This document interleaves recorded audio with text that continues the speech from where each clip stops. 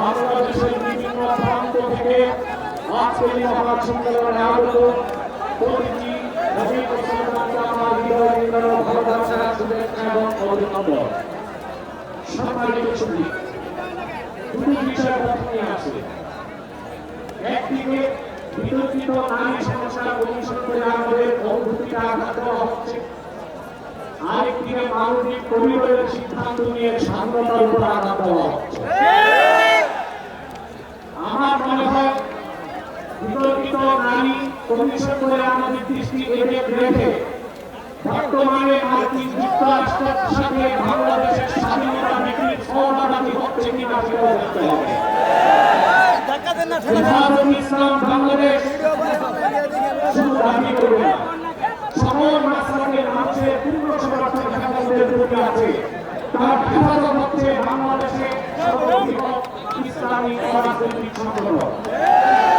আজ আমি এই জনতার পক্ষ থেকে, বাংলাদেশের প্রতিটি মুসলমানের পক্ষ থেকে হেফাজতের সম্মানিত আমিরের কাছে বলবো, হেফাজত রাজনীতিতে যাবে না, কিন্তু রাজনীতি নিয়ন্ত্রণ করতে হবে।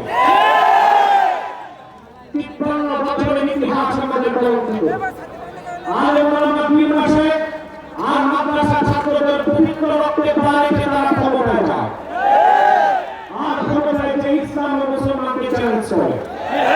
এই সুযোগ আর দেওয়া হবে না। অনতিবিলম্বে বিতর্কিত নারী কমিশনের সমস্ত প্রস্তাব বাতিল করলেই হবে না। যে নারী নামে হিজড়াগুলো দুঃসাহস করেছে,